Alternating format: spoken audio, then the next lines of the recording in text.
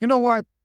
One of the main questions that I get is, what should I do after completing or I've just finished my Google Project Management certification?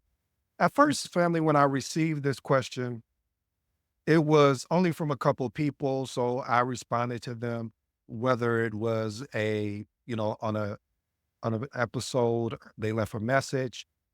But when I started receiving DMs and other instant messages, I was like, huh, I think I need to address this. So if you're somebody that is either in the Google certification program, and when I say that, meaning that you're working towards completing your project management certification, or you're someone that has completed your Google project management certification and trying to figure out next steps, whether PMP or CAPM.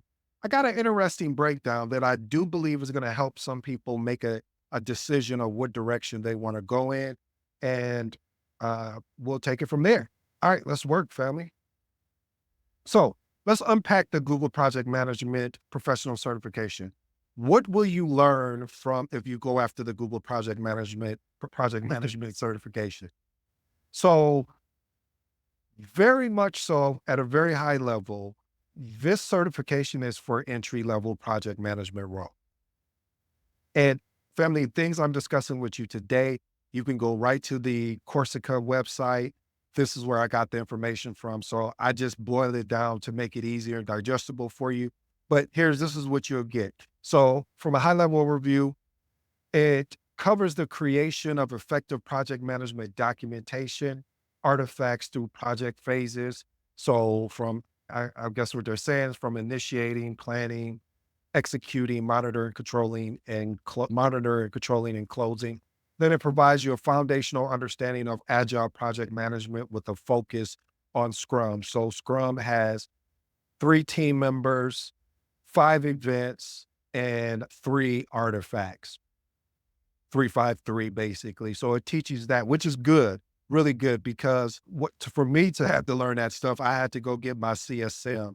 And that's where I kind of learned about Scrum. And now I'm taking getting prepared for the ACP, and I'm working with my mentor, my project manager mentor, going through his training to understand, just revisiting some of these things. So that's good that they offer this at the foundational level. Next thing, the program emphasizes on developing strategic communication. If you've ever listened to any episode that I've done, I'm always talking about the foundational pillars, which is communication, problem solving, stakeholder management. But this is what I like that you don't see in a lot of certifications, or I should say certificate, is they're preparing you for real world project management environments. Now, how they're teaching that, I thought about going to go take this course for you and really doing a deep dive and doing a really deeper episode about it. But I was like, huh. I mean, I'm trying to build out these things. I've been promising you guys this mentorship and the community. So this may have to take a back seat, but it's still on my list to go and take it so I can speak because I received how this came about. Quick story. I did an episode about the Google Project Management certification. And somebody left a comment was just like, well, why you didn't, you need to talk about it more. If you didn't take it, how can you talk about it? And I was just like, that person had a good point. So I'm talking about it now, even though I didn't take it, but I'm really doing this, setting this up for somebody that's thinking about taking the Google Project Management certification or certificate and that's already in it and trying to find out their why. Okay, let's go to the next point. So the time commitment that's required. So it's broken down into six courses. So you have your foundation of project management. This is 18 hours with 4 course modules. You have your project initiating, basically starting a project is 23 hours. And then putting everything together, what they call project planning, 33 hours and 5 course modules. Project execution, running a project, basically 30 hours. Course 6, there's 6 there. Then agile project management is 26. And then you have your course modules, which is 4. And when I say hours, meaning that the total hours they estimate is going to take you to complete that. You may complete it faster if you really just, dedicate a lot of time. And then they end it off with their capstone, which is applying project management in the real world. And that's 48 hours. And it is 4 course modules. So I wanted to give you the overview, the high level overview of what to expect if you have either A, thinking about going to get your Google Project Management certification or certificate, however you would like to say it, or B, you're already in it and you're about to complete it, and you're probably saying, "ED, you're telling me something I already know." I know, but I have to set the foundational framework before we jump in and answer the tough questions. All right. Now, your path to the certification of a CAPM. Eligibility requirements: secondary degrees such as a high school diploma or GED or global equivalent. You need at least 23 hours of project management education before the exam. Now, let me park here real quick. Because you've completed and you received a certificate for your Google project management certification, you would not be required to take the 23 hours because it is because I think you get 100 hours by going through the course. So, but fact check me on that just to make sure. So if anybody wants to fact check me on that, let me know. But I seen that and I'll go into that in a moment. So testing information. There's no experience required except for, and when I say no experience, I am talking about actually leading a project. So you don't have to, you could have never led a project and sit for your CAPM. There's 150 questions, 180 minutes to complete the exam. Now, let's talk about pricing. Member price, 225, non-member price, 300. If you've ever listened to any of my episodes, what I always recommend is getting that PMI membership, which is $159 every year. So once a year, you pay $159. It is definitely worth it, especially if you're thinking about taking a CAPM, then maybe taking your PMP, and then if you're thinking about taking different certifications, because you can see it's a $75 difference between member price and non-member price. Plus, you also get other things within there, on-demand learning. So PMI really looks out for you when it comes to that. All right. Now, let's say you want to go from got your Google certification. I'll say it right. Google Project Management Certificate, and you want to go after your PMP certification. Well, there's 3 sets of requirements: A, B, and C. So set A is high school diploma or secondary degree, 60 months or basically 5 years of leading and managing. Again, I'll say that again, of leading and managing projects within the past 8 years. And you will be required for 35 hours of project management education training or CAPM certification. You kind of see where I'm going with this. Maybe you don't yet, but you'll see it. Set B requirements: bachelor degree based, and then 3 years of experience leading and managing projects within the past 8 years. Same thing applies here: 35 hours of project management education or training or CAPM certification. And then set C requirements: bachelor degree from a GAC accredited program, basically a globally accredited program, and 24 months, basically 2 years, leading and managing projects within the past 8 years, and 35 hours, same thing that applies to this. Now, again, some of that coursework can be pre-approved, and this is where the caveat kind of comes in with regards to the Google Project Management certificate. All right. So let's break down the testing and pricing information for the PMP. Again, you're required 3 to 5 years and some even longer than that based on what we just talked about earlier. There's 180 questions, 230 minutes to complete the exam. Now, this is the catcher.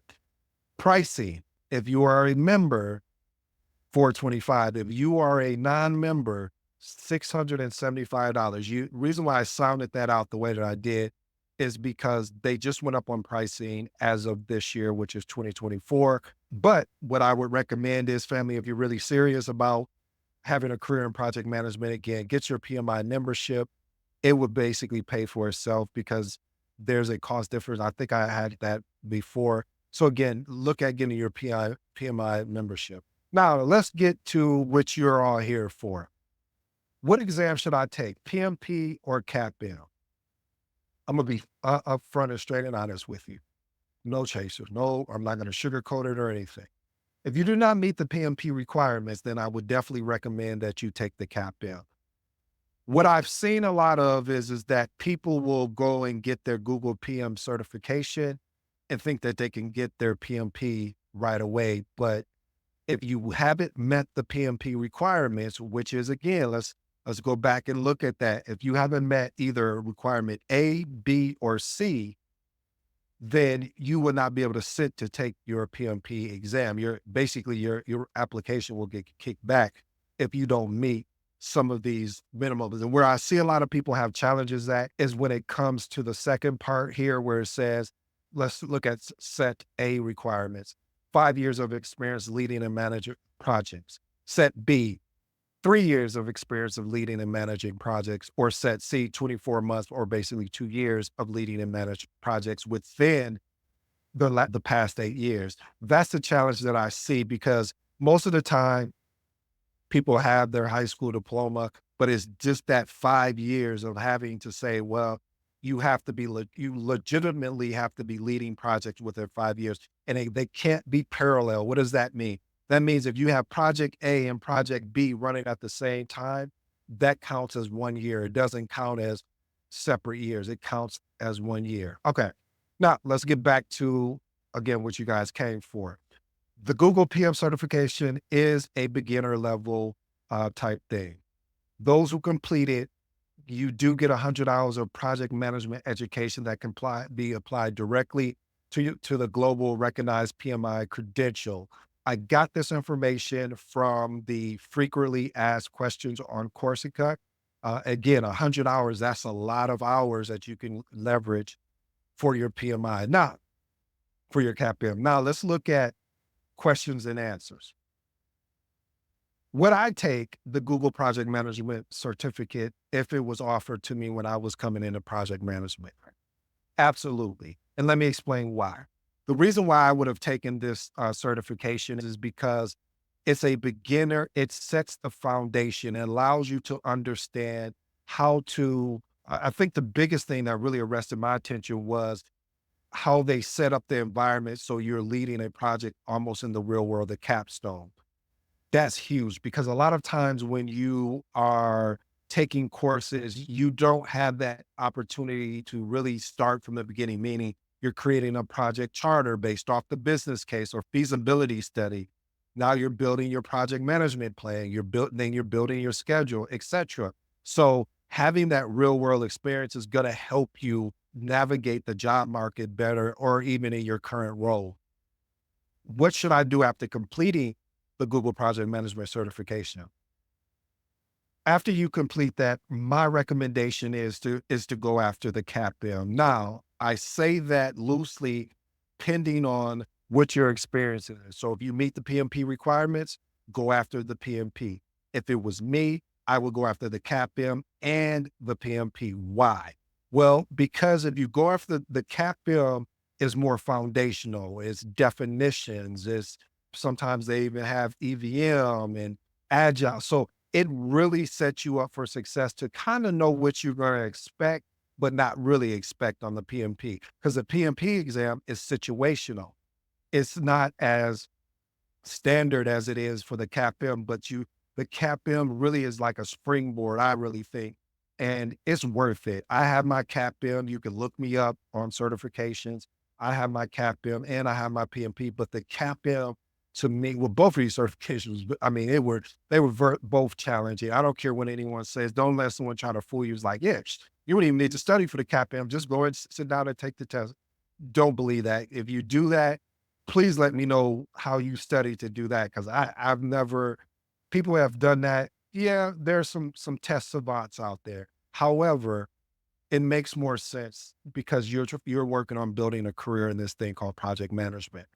All right. What if I have the experience to take the PMP exam again? Like I said, if you do, go ahead and take the PMP exam. But I will also again recommend the CAPM. Would you still take the CAPM or PMP exam prep course? This question right here is major. Why is this question major? Because going through a certification, the Google certification, is not preparing you for what the questions are going to be on the exam.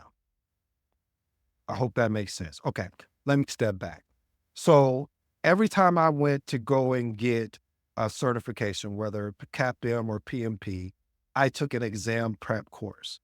Reason why I took an exam prep course is because it gave me the opportunity to understand based on the content outline. See, the content outline is really where PMI, they're giving you the cheat codes in a sense. And basically, if you're not familiar with the content outline, go look it up on PMI.org under certifications for the CAPM. It will literally, you'll be able to pull that up. And one day I went through the PMP content outline. I think I only went through, I don't know which part I went through, but I did one full, I think it was either business. No, it wasn't business. I can't recall right now, but you can find it. It's called PMP Journey. Check those two episodes out if you're curious, because the test is based off of the content outline. So with the certification, the Google PM certification gives you the foundation to lead projects. But as far as test taking, I would recommend that you go and get a exam prep course. Okay. Here's my 3 transformational recommendations, and then I'll let you be on your way. And I hope I answered your questions. If not, please free to shoot me a DM, leave a comment, whatever works for you. Point number 1, time and financial investment. As we understood, the PMP involves a significant investment. And I'm not talking just monetary. It's also a lot of study time. I've never studied so hard for a test until it came to the PMP. Why? Because it's a situational test. And with situational tests, only thing you can plan for is the framework. That's why the PMP content outline is so important. Now with the CAPM, it's one of those, it's more, I'll say it's more memorized based. I think that makes more sense, where you have to memorize definitions and inputs, outputs, understanding the 49 processes, understanding knowledge areas, the process group, the project management lifecycle. These are all things that you need to be an effective project manager. I want to say a special note. Make sure you're committed and not interested. If you make the decision to go after one of these certifications, I'm asking of you, just don't be a paper CAPM or a paper PMP. Continue to hone your craft, continue to get better at your craft. All right. Point number 2, career goals and aspirations. I don't know what you want to do as far as your career. Is this a money grab? Where what I mean by that is you're just getting these certifications so you can put them on your resume with the hopes of getting a new job opportunity? Or is this a career path that you really want to go down? If this is a career path that you want to go down and you're just a beginner, you've never led a project, I would definitely recommend the CAPM. I mean, you won't be able to get the PMP because again, you wouldn't qualify for it because you don't meet the requirement. So start with the CAPM. Starting with the CAPM is don't let them trick you out of a good opportunity. And what I mean by that is go on these different job boards and type in CAPM and see how many job opportunities open up as far as pop up. We know the PMP is going to be a plethora of jobs, but also don't forget, and as they say, sleep on the CAPM. I think it's one of the most undervalued certifications because people don't understand there's a lot of hard work that comes with the CAPM as well. All right, I'll get off my soapbox. Last and final thing, the value of momentum. After you finish your Google Project Management certificate, I would recommend, matter of fact, it's ideal time to pursue another certification while knowledge and momentum are still fresh. So family, I hope I addressed that question of, hey, what should I go with regards to CAPM or PMP? Again, if you have PMP experience, I mean, if you meet A, B, or C, one of those requirement fields, then go after your PMP. But you wouldn't be taking the Google project certification if you already had the experience. So That's why I'm recommending go after the CAPM. The CAPM is a great certification. It's a great building tool. So you can even see, you may realize, I don't even want to be a project manager. Get it. So this is a good test to see, hey, do I want to pursue this career? I hope you pursue this career. This is an amazing career. This is something I truly fell in love with because of the flexibility, because of the leadership, because of all the transferable skills where you should be able to go into any sector and lead a project effectively. Well, family, I hope you enjoyed today's episode. I go by the name of ED. For all you smart and intelligent folks out there, hey, that just simply means that I appreciate your time today. Thank you.